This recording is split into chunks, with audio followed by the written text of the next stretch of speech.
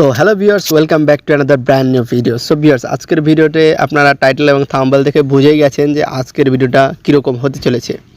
So হ্যাঁ guys, আজকে আমরা রিলসের কিছু জিনিস নিয়ে কথা বলবো, যে রিলস সিস্টেমে কি চায় বা রিলসটা কীরকম করে আপলোড করতে হবে বা এই সংক্রান্ত যে বিষয়ে ফেসবুক কি বলেছে, এই সংক্রান্ত বিষয়ে যে ফেসবুক যে কি বলেছে সেটা কিন্তু অনেকেই জানে না।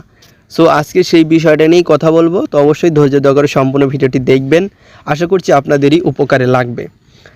তো আপনারা সবাই তো মোটামুটি জানেন যে রিলস থেকে কিন্তু একটা ইনকাম করা যায়। রিলস হচ্ছে একটা শর্ট ভিডিও প্ল্যাটফর্ম, ফেসবুকে একটা ছোট্ট একটা প্ল্যাটফর্ম যেখানে শর্ট ভিডিও আপলোড করে আপনি কিছু ফ্যান্স ফলোয়ার এবং একটা ওয়াচ টাইম কমপ্লিট করার পরে আপনারা এখান থেকে কিন্তু একটা আর্নিং করতে পারেন।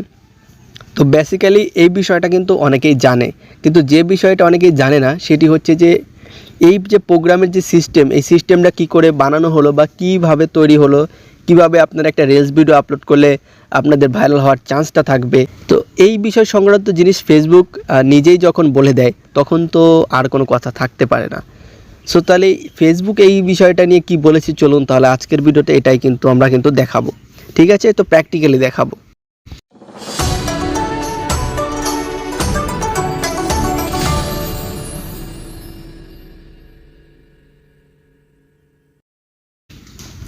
প্রথমে আপনারা চলে যাবেন ফেসবুকে, ফেসবুক থেকে চলে আসবেন এখানে নিচে দেখুন হেল্প অ্যান্ড সাপোর্ট অপশনে।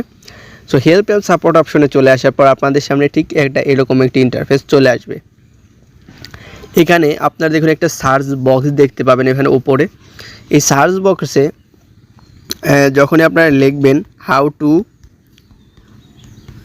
আমি একটি জিনিস লিখে তারপর আপনাদেরকে দেখাচ্ছি। দেখুন এখানে আমরা লিখেছি যে হাউ টু পোস্ট রিলস, অর্থাৎ আমরা রিলসটাকে কীভাবে পোস্ট করব। এটি লেখার পরে আমাদের সার্চ রেজাল্টে কিন্তু অনেক অপশন চলে এসেছে। এখন আমরা প্রথমে দেখুন ম্যানেজিং ইওর রিলস, অর্থাৎ আপনার রিলসটাকে ম্যানেজ করুন, এখানে একটা ক্লিক করব। ক্লিক করার পর আমাদের সামনে নতুন একটি পেজে কিন্তু নিয়ে চলে আসবে। এইখানে আসার পর এখানে দেখুন যে রিলস সংক্রান্ত যে ম্যানেজ সিস্টেমটা আছে সেই সিস্টেমের সবগুলো জিনিসই কিন্তু এখানে দেখা আছে। ঠিক আছে, সো এখানে দেখুন এখানে কী লেখা আছে, প্রথমে see info your reels on Facebook.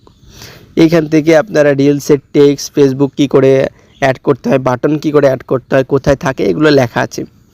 ঠিক আছে, তারপরে এখানে দেখুন যে লেখা আছে how is my original audio in reels shared on Facebook, অর্থাৎ ফেসবুকে যেসব ভিডিওগুলো আমরা ছাড়ি সেখানে যে মিউজিক বা ভয়েস অ্যাড করা হয় সেগুলো কি আপনার কিনা বা অন্য কোথাও থেকে কপি করেছেন, সেটা কপিরাইটেড কিনা, সেটাও কিন্তু ফেসবুক এখান থেকে কিন্তু চেক করবে।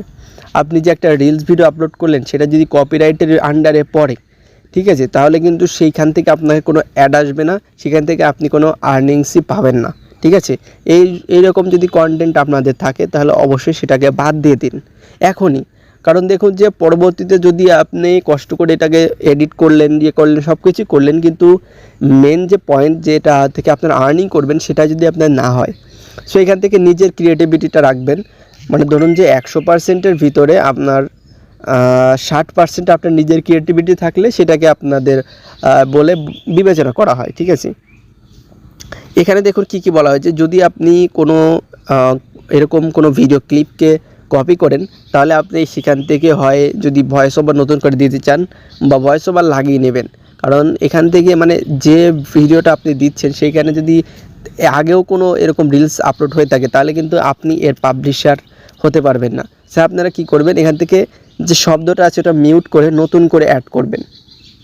তাহলে কি হবে যে একই শব্দ যদি থাকে তারপরেও এখানে একটা এডিটের একটা অপশন কিন্তু থেকে যাচ্ছে, আপনার ক্রিয়েটিভিটির একটা অপশন কিন্তু থেকে যাচ্ছে। ঠিক আছে, এরপরে দেখুন কি আছে, change your audience on that you shared on to Facebook. ফেসবুকে যে আপনার অডিয়েন্সটাকে যে আপনি টার্গেট করছেন, কীভাবে আপনি অডিয়েন্সটাকে টার্গেট করবেন। আপনার ফেসবুকের একটা অডিয়েন্স আছে যাদের কাছে আপনার ভিডিওগুলো পৌঁছাবে, তারা দেখবে, লাইক করবে, ফলো করবে, তারপরে আপনি আর্নিং করবেন। এই যে অডিয়েন্স যারা আপনার ভিডিওগুলো দেখছে, লাইক, সব কমেন্ট, শেয়ার করছে, এদের কাছে আপনি কি করে পৌঁছাবেন বা কি করে পৌঁছানোর মাধ্যমটা কি। এইখানে দেখুন যে কি লেখা আছে, additionally reels set up to public পাবলিকে অটোমেটিক সেটআপ করা থাকে, কিন্তু এখানে আপনাদের কিছু জিনিস মেনটেন করতে হবে। সেটা হচ্ছে যে আপনারা এখানে কিন্তু হ্যাশট্যাগ ইউজ করবেন। কি ইউজ করবেন? হ্যাশট্যাগ।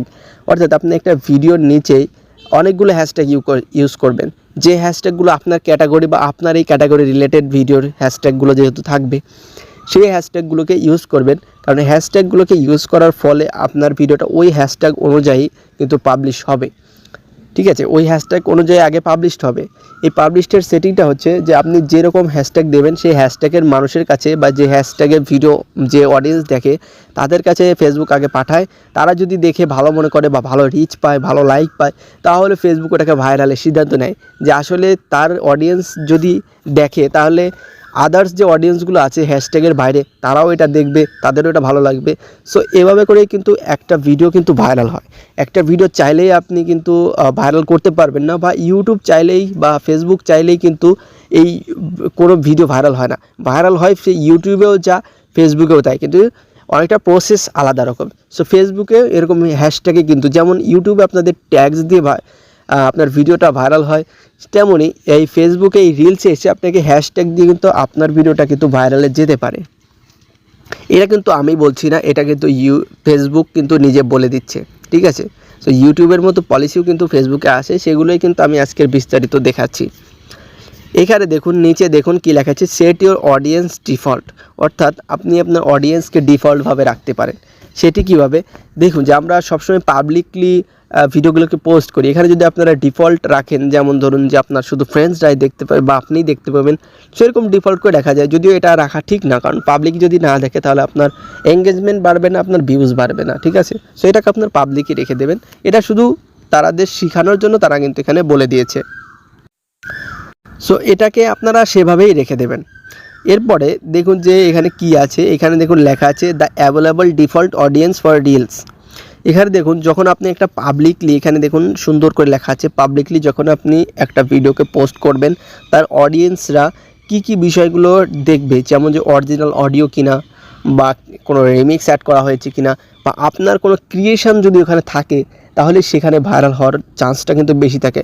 একটা রিলসের এতগুলো বিষয় যদি আপনারা মেনটেন করতে পারেন তাহলে কিন্তু দেখবেন যে আপনার রিলসটা কিন্তু এমনি এমনি গ্রো আপ হয়ে যাচ্ছে। আপনার প্রফেশনালভাবে কিন্তু কোনো রকম কিছু করার দরকার নেই। আপনার শুধুমাত্র এই জিনিসগুলো, কয়েকটা জিনিস, 8-10টা জিনিস আপনারা ফলো করবেন কি, এটা হচ্ছে ভিডিও আপলোডের সময় আপনারা এটা করে দেবেন।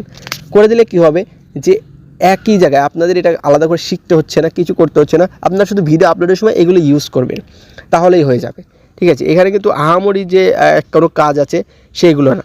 ঠিক আছে, সো ভিউয়ার্স, এই ছিল ছোটোখাটো এই রিলস ম্যানেজমেন্টের যে সিস্টেমের যে পলিসিগুলো আছে, বা কিভাবে একটা রিলসকে আপলোড করলে একটা সুন্দরভাবে একটা অডিয়েন্সের কাছে পৌঁছে একটা ভাইরালের একটা বিষয় থাকে। সো এই বিষয়টি আমি আশা করছি আপনারা বুঝতে পেরে গেছেন।